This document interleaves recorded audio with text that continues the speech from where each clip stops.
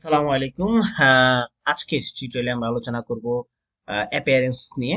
Appearance এর মধ্যে যা যা কিছু আছে, প্লাগইন কি, ইউজার কি, ইউজারের মধ্যে কি কি আছে, টুলস এর মধ্যে কি আছে, সেটিংস এর মধ্যে কি আছে, এই জিনিসগুলো নিয়ে আমরা একটু ওভারভিউ আপনাদের দেওয়ার চেষ্টা করব। এর আগে আমরা আলোচনা করছি পোস্ট, মিডিয়া, পেজেস এবং কমেন্টস নিয়ে, এবং ড্যাশবোর্ডের মধ্যে হোম পেজ এবং হচ্ছে আপডেটস নিয়ে। ওকে, অ্যাপিয়ারেন্স যদি ক্লিক করি তাহলে আমাদের এখানে আছে দুইটা জিনিস, একটা হচ্ছে থিমস, একটা হচ্ছে এডিটর। থিমসে যদি ক্লিক করি, থিমস মূলত হচ্ছে ওয়ার্ডপ্রেসের মধ্যে আসলে মূলত কাজ করা হয় থিমস নিয়ে। থিমস বলতে বোঝানো হচ্ছে আপনার ওয়েবসাইটটা দেখতে কেমন হবে, বা ওয়ার্ডপ্রেসের পুরো ডিজাইনটা আপনি কেমন করতে চান সেটা অলরেডি কেউ না কেউ এটাকে ডিজাইন করে রাখছে। অর্থাৎ থিমটা অলরেডি কেউ ডিজাইন করে এখানে আপনার জন্য আপলোড করে রাখছে। সেটা হতে পারে ফ্রি, সেটা হতে পারে পেইড। ফ্রি কতগুলো আছে আমরা যদি বলি যে আসলে ফ্রি, ওগুলোর মধ্যে আমি আসলে আমার জন্য সুইটেবল একটা খুঁজে বের করতে পারবো কিনা সেটা যদি আমি জানতে চাই, তাহলে আমি ওয়ার্ডপ্রেস থিমস লিখে যদি সার্চ দেই, তাহলে ওয়ার্ডপ্রেস থিমের যে অফিসিয়াল ওয়েবসাইট wordpress.org/themes, ওইখানে যদি যাই তাহলে কতগুলো ফ্রি থিমস অলরেডি মানুষ তৈরি করে রেখেছে এখানে আমরা দেখতে পারি। ব্রাউজ 11,850টা ফ্রি থিমস। অর্থাৎ এতগুলো ফ্রি থিমস আপনার জন্য, শুধুমাত্র আপনাদের জন্য, যারা ফ্রিতে কাজ করতে চান তাদের জন্য তৈরি করে রেখেছে। ওকে, যেমন এখানে দেখবেন যে এগুলো হচ্ছে তাদের একবারে বেসিক সব ধরনের ওয়েবসাইটে থাকে। এবং এছাড়া হচ্ছে দেখেন এই অ্যাস্ট্রা নামে এক ওয়েবসাইট, এটা একবারে ফ্রি। Ocean WP free. মানে এগুলো সবগুলো ফ্রি। তা আপনি এগুলা ইউজ করে করে আপনার ওয়েবসাইটটা সুন্দরভাবে সাজিয়ে তুলতে পারেন, কোনো প্রবলেম নেই। তো সেক্ষেত্রে আমি বলবো যে এরকম 11,000-এর উপরে ওয়েবসাইট ফ্রি, মানে থিমস ফ্রি আপনার জন্য তৈরি করে রেখেছে। আমরা যে কোনো ধরনের একটা থিম ইনস্টল করতে পারি। এই জন্য আমাকে চলে যেতে হবে অ্যাড নিউ থিমসে। অ্যাড নিউ থিমসে গেলে আপনি পপুলার ওয়েবসাইট এখানে 6,205টা এখানে দেখানো হচ্ছে, এবং আপনার মূল ওয়েবসাইটে গেলে আরো বেশি পাবেন। এখানে তো বললামই 11,850টা। এখান থেকে আমি একটু সার্চ দিলাম, সার্চ দেওয়ার দরকার নেই, টপ যেটা আছে আমি সেটাই করব। এই তিনটা অলরেডি তারা ডিফল্ট ভাবে ওরা সেট আপ করে রাখে, সুতরাং এই জন্য এগুলো বেশি পপুলার উপরের দিকে আছে। আমি যদি অ্যাস্ট্রাকে ইনস্টল করি, অ্যাস্ট্রা একটা খুব পপুলার একটা থিমস। তো এটার জন্য আমি প্রিভিউতে যদি ক্লিক করি তাহলে ওয়েবসাইটটা আমি দেখতে পাবো, ওয়েবসাইটটা দেখতে কেমন। ওয়াও, খুব সুন্দর একটা ওয়েবসাইট এখানে দেখাচ্ছে। তো আমি এই ওয়েবসাইটটাও এই থিমসটাও ইনস্টল করতে পারি। থিমস বলতে জাস্ট আপনাকে পুরো কোন জায়গায় কি থাকবে না থাকবে এটা ডিজাইনটা দিয়ে দিবে। আপনি কন্টেন্ট আপলোড করতে করতে ওয়েবসাইটটা সম্পূর্ণ তৈরি হয়ে যাবে। ওকে, আমি ইনস্টলে ক্লিক করলাম। ইনস্টল ক্লিক করার পরে এরপরে হচ্ছে অ্যাক্টিভ করতে হবে, কারণ বর্তমানে অ্যাক্টিভ অবস্থায় আছে হচ্ছে এই থিমসটা। ইনস্টল পরবর্তী যখন ইনস্টল হয়ে যাবে দেখবেন যে এই অবস্থায় চলে আসবে। বর্তমানে আমাদের এই যে 2024 যে থিমটা আছে, এই থিমটা অ্যাক্টিভেটেড করা আছে। এখানে অ্যাক্টিভেটেড লেখাটা আসবে, যেমন এটা অ্যাক্টিভ করা নাই, এটা ইনস্টল করা আছে, এটা ইনস্টল করা আছে, এবং এটাও ইনস্টল করা আছে বাট অ্যাক্টিভ করা নাই। আমরা এটাকে অ্যাক্টিভ যদি করি, দেখবেন যে থিমের যে আমাদের হোম পেজ, যে পেজটা আছে এই পেজটা পরিবর্তন হয়ে যাবে। আমরা অ্যাক্টিভেটে ক্লিক করি, অ্যাক্টিভেট হয়ে গেছে এবং প্রথম চলে আসছে। তার মানে যখন অ্যাক্টিভেটেড হবে তখন প্রথম চলে আসবে এখানে। এটাকে আমি যদি ওয়েবসাইটটাকে একটু রিফ্রেশ দিই তাহলে ওয়েবসাইটের মোটামুটি একটু থিমটা একটু চেঞ্জ হয়ে যাবে। ওকে, এরকম একটা লুক চলে আসবে। ওকে, এটা হচ্ছে থিমের বিষয়টা। থিমটা যখন ইনস্টল করবেন তখন আপনাদের আরেকটা অপশন চলে আসবে কাস্টমাইজ নামে। এই কাস্টমাইজ অপশন নিয়ে আমরা অনেক আলোচনা করব। এই কাস্টমাইজ অপশনের কাজ হচ্ছে পুরো ওয়েবসাইটের যে হেডিং অপশন, ফুটার অংশ, এই জিনিসগুলো আছে, এগুলা নিয়ে সম্পূর্ণ আলোচনা। এখানে আমাদের লোগো আছে, লোগোটা চেঞ্জ করা, এই ধরনের অনেক ধরনের কাজ আছে। এই কাজগুলো আমরা সামনে এগুলো আস্তে আস্তে সবগুলো দেখার চেষ্টা করব। এটা হচ্ছে কাস্টমাইজ অপশন। উইজেট আছে, উইজেট বলতে একটা আমরা যদি একবারে ফুটারে চলে যাই, ফুটারে দেখবেন যে এখানে অনেকগুলো অংশ থাকে, বাগ থাকে, এগুলো একটা উইজেট হয়। তো এই উইজেট গুলো আমরা একটা একটা করে ডিজাইন করে এখানে বসিয়ে দিতে পারি। এছাড়াও আরো অনেক ধরনের উইজেট আমরা ইউজ করব। ওকে, তারপরে আছে হচ্ছে মেনুস। মেনুস বলতে আমাদের এখানে কোনো ধরনের মেনু বর্তমানে নাই, কোনো তৈরি করা কোনো মেনু নাই। আমরা এখান থেকে একটা মেনু তৈরি করতে পারি এবং সেটা এখানে শো করবে। এখানে স্যাম্পল পেজ নামে একটা শুধুমাত্র জাস্ট পেজ শো করছে, এখানে কোনো ধরনের মেনু নেই। আমরা এখানে এখানে মেনু তৈরি করে, এখান থেকে মেনু তৈরি করে দেন এখানে অ্যাড করতে পারি। এটা এই জিনিসটা আমরা একটু পরে দেখার চেষ্টা করব। দেন থিম ফাইল এডিটর, যদি কোনো ধরনের ফাইল আমরা এডিট করতে চাই তাহলে থিম ফাইল এডিটরে গিয়ে ফাইলগুলো এডিট করতে পারি। এগুলো খুবই, যারা প্রোগ্রামিং বা এই জিনিসগুলোর সম্পর্কে খুব এক্সপার্টাইজ না, সেক্ষেত্রে তারা এই ফাইলগুলো কোনো ধরনের চেঞ্জ না করাটাই অনেক বেশি উত্তম হবে। এখানে থিম ফাংশন থেকে শুরু করে অনেক ধরনের জিনিস আছে। এই জিনিসগুলো যদি আপনি ভালো না জানেন, সেক্ষেত্রে এখানে যদি একটু যে কোনো জিনিস একটু চেঞ্জ করে ফেলেন তাহলে পুরোটাই একবারে চেঞ্জ হয়ে যাবে।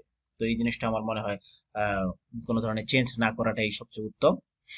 এরপরে অপশনে চলে আসেন প্লাগইন। প্লাগইন মানে হচ্ছে সাধারণত একটা ওয়েবসাইট, শুধুমাত্র একটা ওয়েবসাইটের মধ্যে যদি আজকের এই যে ওয়ার্ডপ্রেস যে সিএমএস টা আছে, এই সিএমএস টা আসলে একদিনে পপুলার হয় নাই। এটা হাজার হাজার আহ, বর্তমানে প্লাগইন ইনস্টল হওয়ার পরেই আসলে মূলত এটার অনেক বেশি প্রসার ঘটছে এবং এটা অনেক বেশি পপুলার হয়ে গেছে। যেমন প্লাগইনের মধ্যে আমি যদি বলি যে আমরা এই ওয়েবসাইটে যদি চিন্তা করি, এই ওয়েবসাইটটা কিন্তু একবারে সিম্পল একটা ওয়েবসাইট, বা এই ওয়েবসাইটের কথা চিন্তা করেন, এই ওয়েবসাইটের মধ্যে অনেক জিনিস অ্যাড হওয়ার কারণে এই জিনিসটা অনেক বেশি অ্যাট্রাকটিভ হয়ে গেছে। যেমন আমি যদি বলি এখানে একটা অ্যাড চলে আসতেছে, কিংবা হচ্ছে এখানে একটা অ্যারোসেলের মতো দেখেন, অ্যারোসেলের মতো চলে আসছে। তার মানে এই এই একটার পর একটা নিউজ আসতেছে। এগুলো কিন্তু একটা প্লাগইন ইনস্টল করার পরে প্লাগইনের কাজটাই হচ্ছে এই ধরনের একটু ইন্টারেক্টিভ কোনো কাজ করা। দেন হচ্ছে আমি যদি বলি, যদি ই কমার্স ওয়েবসাইটের কথা চিন্তা করুন, ই কমার্স ওয়েবসাইটে সাধারণত নর্মাল ওয়েবসাইট এবং ই কমার্স ওয়েবসাইটের মধ্যে অনেক পার্থক্য। ই কমার্স ওয়েবসাইটে কি হয়, ওইখানে অনেক ধরনের অপশন চলে আসে, কার্ড অপশন আসে, আপনি ওইখানে প্লেস করবেন, কিংবা পেমেন্ট অপশন আছে। এই পেমেন্টের জন্য আবার একটা প্লাগইন তৈরি করতে হয়। প্লাগইন মানে হচ্ছে আমার যে সিস্টেমটা আছে, সিস্টেমের মধ্যে এক্সিস্টিং আরেকটা সিস্টেম অ্যাড করে এটার কার্যকারিতাটা আরেকটু বেশি বৃদ্ধি করা। যেমন আমি যদি আপনারা হয়তো বা বুঝবেন, সেটা হচ্ছে গুগলের বিভিন্ন ধরনের এক্সটেনশন, গুগল ক্রোমের মধ্যে বিভিন্ন এক্সটেনশন অ্যাড করা যায়। এক্সটেনশন অ্যাড করে এটার কাজটা অনেক বেশি ইজি করে ফেলা যায়। ওকে, আমি যদি এখানে একটা এক্সটেনশনের কথা বলি, যেমন আমি স্ক্রিনশট নেওয়ার জন্য প্রিন্ট স্ক্রিন নামে একটা বাটন চাপ দিলাম। চাপ দিলে কি হবে, আমার স্ক্রিনশটের জন্য আলাদা একটা জিনিস অ্যাড হবে, আমি এটা কি স্ক্রিনশটটা নিতে পারবো। এটা হচ্ছে একটা এক্সটেনশন। ওকে, বা হচ্ছে প্লাগইন। আমি আমার ওয়েবসাইটে একটা প্লাগইন বা সফটওয়্যার ইনস্টল করছি। তো এগুলো হচ্ছে প্লাগইন। এরকম হাজার হাজার লক্ষ লক্ষ প্লাগইন আছে।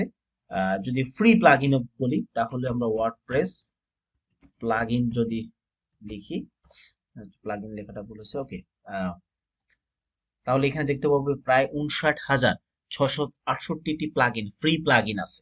ওকে, যেমন advance side bar menu, image gallery, liquid speech Ballon, এই ধরনের হাজার হাজার প্লাগইন আছে, যে প্লাগইনগুলো আমরা ইউজ করে আমার ওয়েবসাইটটাকে আরো বেশি আহ, কার্যকরী করে তুলতে পারি। ওকে, তো সেক্ষেত্রে আমরা প্লাগইন ইনস্টল করতে পারি, প্লাগইন নতুন প্লাগইন অ্যাড করতে পারি। অ্যাড প্লাগইনে যদি ক্লিক করি তাহলে এখানে দেখবেন যে বিভিন্ন প্লাগইন গুলো আছে, এটা থিমের মতো ইনস্টল করবেন এবং অ্যাক্টিভ করবেন। দেন যদি আমরা ইউজার চলে আসি, ইউজার হচ্ছে বিভিন্ন টাইপের ইউজার থাকবে। আমি যদি এখানে যেমন অ্যাডমিন নামক একজন ইউজারে আছে, আমি অ্যাড নিউ ইউজার যদি ক্লিক করি, সেক্ষেত্রে দেখবেন যে ইউজারের আপনার ইউজার নাম দিবেন, আপনি ইমেল দিবেন, তার ফার্স্ট নেম লাস্ট নেম, তার ওয়েবসাইট দিয়ে দিতে পারেন, তার জন্য একটা পাসওয়ার্ড জেনারেট করে দিয়ে তার রোলটা কি হবে, এখানে কয়েক ধরনের রোল আছে। সাবস্ক্রাইবার, সে শুধু সাবস্ক্রাইব করতে পারবে, কন্ট্রিবিউটর, অথর, এডিটর এবং অ্যাডমিনিস্ট্রেটর। এগুলো একটু পড়াশোনা করবেন কোনটার কাজ কি। যেমন অ্যাডমিনিস্ট্রেটর যে আছে, সে মূলত ফুল অ্যাক্সেস পেয়ে থাকে। আর অথর বলতে অথর এরকম হয় যে ওয়ান কাইন্ড অফ বিভিন্ন পোস্ট গুলো, আমি কি কি ধরনের পোস্ট দিতে পারি। তো আমার আমার জন্য একটা অথর ইউজার তৈরি করে দিলে এই অথর কি করে শুধুমাত্র পোস্ট দিতে পারবে। ওকে, কন্ট্রিবিউটর, সে বিভিন্ন ধরনের কন্ট্রিবিউশন গুলো দিতে পারবে। এডিটর, সে এডিট করতে পারবে, এডিশনের বিভিন্ন কাজ করবে। আর অ্যাডমিনিস্ট্রেটর সব সব কাজ করতে পারবে। ওকে, তো এই ধরনের বিভিন্ন ধরনের আমরা রোল গুলা দিয়ে দিতে পারি এবং তাকে আহ, তার জন্য একটা ইউজার তৈরি করে দিতে পারি। এই জিনিসটা হচ্ছে ইউজারের অপশন গুলো, এবং তার প্রোফাইল গুলো আমরা এখানে দেখতে পারবো। প্রোফাইলটা দেখতে কেমন হবে, কি কি থাকবে না থাকবে, এই জিনিসগুলো এখান থেকে অ্যাড করে দেওয়া যায়। ওকে, এরপর টুলসে যদি আসি, টুলসে বলতে বিভিন্ন ধরনের টুলস গুলা এখানে ইউজ করা হয়। অ্যাভেলেবল টুলস বর্তমানে কোনো টুলস ইউজ নাই। ইম্পোর্ট করা, ইম্পোর্ট বলতে আমরা যদি কোনো ধরনের হতে পারে হচ্ছে কোনো পোস্ট ইম্পোর্ট করতে পারি, বা হচ্ছে আমাদের পুরো ওয়েবসাইটটাকে এক্সপোর্ট করার জন্য এক্সপোর্টের জিনিসগুলা করতে পারি। ইম্পোর্ট মানে হচ্ছে কোনো জিনিস অ্যাড করা, আর এক্সপোর্ট মানে এই জিনিসটা থেকে আবার আমরা বের করে নিয়ে আসা। বের করে নিয়ে আসা বলতে কপি করে নিয়ে আসা। এবং সাইট হেলথের কি অবস্থা আছে সেটা আমরা এখান থেকে পারফরমেন্স আকারে দেখতে পারি।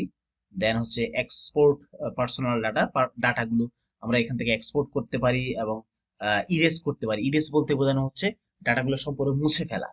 ওকে, মুছে ফেলার জন্য আমরা এই জিনিসটা অ্যাড করতে পারি। এবং সেটিংসে যদি যাই, এটা একটু গুরুত্বপূর্ণ। জেনারেলের মধ্যে আছে আমার ওয়েবসাইটের নাম কি, আমি এখানে চেঞ্জ করতে পারি। আমরা যখন ইনস্টল করছিলাম দেখতে পেয়েছিলাম যে একটা সাইটের টাইটেল দিতে হয়, এই টাইটেলটা আমরা এখান থেকে চেঞ্জ করতে পারি। তারপরে হচ্ছে ওয়েবসাইটের ইউআরএলটা চেঞ্জ করতে পারি। এগুলো আপাতত না চেঞ্জ করাই ভালো। অ্যাডমিনিস্ট্রেশন ইমেলটা চেঞ্জ করতে পারি। আমার রোল কি হবে, আমি রোলটাকে আমি চেঞ্জ করে দিতে পারি। এইখানে দেন হচ্ছে ডেট ফরম্যাটটা কেমন হবে, টাইম ফরম্যাট কেমন হবে, এই জিনিসগুলা জেনারেল যে সেটিংস আছে সেটিং এর মধ্যে থাকবে। তারপর রাইটিং এ যদি আসি, রাইটিং সেটিং এর ক্ষেত্রে পোস্ট গুলা প্রাথমিক অবস্থায় কি অবস্থায় থাকবে, আনক্যাটাগরাইজড নাকি টেকনোলজি, এটা আমরা দিয়ে দিতে পারি। পোস্ট ফরম্যাটটা কেমন হবে, স্ট্যান্ডার্ড। দেন হচ্ছে বিভিন্ন ধরনের ফরম্যাট দেওয়া আছে। মেল সার্ভারটা দেওয়া আছে, লগ ইন এবং হচ্ছে পাসওয়ার্ড। এটা আমরা যেভাবে চাইবো সেই অনুযায়ী এখান থেকে এভাবে দিতে পারবো। এবং হচ্ছে মেল ক্যাটাগরিটা কি হবে। ওকে, তারপর হচ্ছে রিডিং। রিডিং এখানে সাধারণত হোম পেজ আমাকে কি দেখাবে, হোম পেজে আমি এখান থেকে সিলেক্ট করে দিতে পারি। আমার যে মেন পেজটা আছে এই পেজটা একটা নির্দিষ্ট পেজ দেখাবে, হোম পেজের মধ্যে এই পেজটা দেখাবে। তো সুতরাং এটা আমি সিলেক্ট করে দিতে পারি। একটা নতুন পেজ তৈরি করলাম, ওইটাকে হোম পেজ হিসেবে আমরা এটাকে ইউজ করতে পারি। আর না হলে দেখা গেছে লেটেস্ট যে যতগুলা পোস্ট আসবে সবগুলো পোস্টই ওইখানে চলে আসবে। আমরা যখন ওয়েবসাইট তৈরি করবো সেক্ষেত্রে এই জিনিসটাই আমরা অ্যাড করে দেবো, হোম পেজ হিসেবে এটা, পোস্ট পেজ হিসেবে এটা। এবং প্রত্যেকটা পেজের মধ্যে কয়টা পোস্ট দেখাবে, blog pages show at post, আমরা 10টা পোস্ট দিতে পারি হচ্ছে, বা কতগুলা ফিড যাবে, এই জিনিসগুলো অ্যাড করে দিতে পারি। দেন ডিসকাশন যদি আসি, এখানে বিভিন্ন ধরনের জিনিসগুলো আছে, পোস্টের সেটিং গুলো, কমেন্টস গুলো, ইমেইলের বিষয়গুলো, কমেন্টস এর প্যানেলস গুলো এবং মডারেশন গুলা, কয়টা হচ্ছে পর পর আমরা লিঙ্ক শো করতে পারবো, এই জিনিসগুলো একটু দেখলে জিনিসগুলো বুঝবেন আশা করি। দেন হচ্ছে মিডিয়া। মিডিয়া একটা থাম্বনেইলের সাইজ কেমন হবে, উইড কতটা, হাইট কত, মিডিয়ামের অবস্থা কি হবে, লার্জের অবস্থা কি হবে, এই জিনিসগুলো। ওকে, পার মালিক এটা খুবই গুরুত্বপূর্ণ। আমাদের পোস্ট গুলা বা আমাদের পেজ গুলা কেমন ভাবে দেখাবে। সাধারণত একটা পোস্ট যদি আমরা চিন্তা করি, যদি এই পেজটাকে চিন্তা করেন, দেখেন এখানে একবার ডেট টাইম সহ সবকিছু উল্লেখ করা আছে, জিনিসটা খুব বেশি ভালো দেখাচ্ছে না। তা আমরা যদি এটাকে পার মালিকটা চেঞ্জ করে দিই, যে জাস্ট হচ্ছে আমাকে আহ এই পোস্ট নেমটা দিয়ে দেখাবে, তো সেটা দিয়ে সেভ করলাম। সেভ করার পরে যদি আমি এটাকে রাইট বাটন ক্লিক করে ওকে দেই, তাহলে হ্যাঁ ওকে, এটাকে রিফ্রেশ দেই। ওকে, দেখবেন যে এটা কিন্তু চেঞ্জ হয়ে গেছে। একটু আগে কি ছিল, বিশাল বড় ছিল, কিন্তু এখন কিন্তু ছোট হয়ে গেছে। জিনিসটা দেখতে একটু ভালো লাগতেছে এবং স্মার্ট লাগতেছে। ওকে, তো এই জিনিস, এই কাজটা আমরা করতে পারি। দেখেন এখন এই লিঙ্কটা সে পাচ্ছে না, কারণ হচ্ছে লিঙ্ক অলরেডি চেঞ্জ হয়ে গেছে। ওকে, অথবা হচ্ছে আপনার মতো করে আপনি সাজিয়ে নিতে পারেন। কাস্টমার স্ট্রাকচার এখানে দিয়ে হচ্ছে জিনিসটাকে সাজাই নেওয়া যায়। প্রাইভেসি, এটা জাস্ট হচ্ছে প্রাইভেসি রিলেটেড যদি কোনো আপনি পলিসি ইউজ করেন, আপনার যে ওয়েবসাইট আছে ওয়েবসাইটের যে প্রাইভেসি যদি আপনি সেট করে দিতে চান, তাহলে এখান থেকে মেসেজগুলা দিয়ে দিতে পারেন। এই ছিল হচ্ছে পূর্ণাঙ্গ আমাদের ড্যাশবোর্ডের সম্পূর্ণ পরিচিতি। এবং আমরা যখন অ্যাস্ট্রাটা ইনস্টল করলাম, ইনস্টল করার পর আরো কিছু জিনিস চলে আসছে, সেগুলো আমরা পরিচয় করিয়ে দিলাম। এবং আশা করছি ড্যাশবোর্ডে পরিচিতির পরে আমরা একটা ওয়েবসাইট সম্পূর্ণভাবে রেডি করার চেষ্টা করব, যে ওয়েবসাইটটা সম্পূর্ণ কাস্টমাইজেশন করে আপনাদের একটা পূর্ণাঙ্গ ওয়েবসাইট আমরা উপহার দিতে পারবো, যে ওয়েবসাইটটা আপনি আপনার বিজনেস কিংবা লার্নিং পারপাসে ইউজ করে আপনি নিজেকে অনেক বেশি দক্ষ দক্ষ করে গড়ে তুলতে পারবেন। ধন্যবাদ সবাইকে, আসসালাম।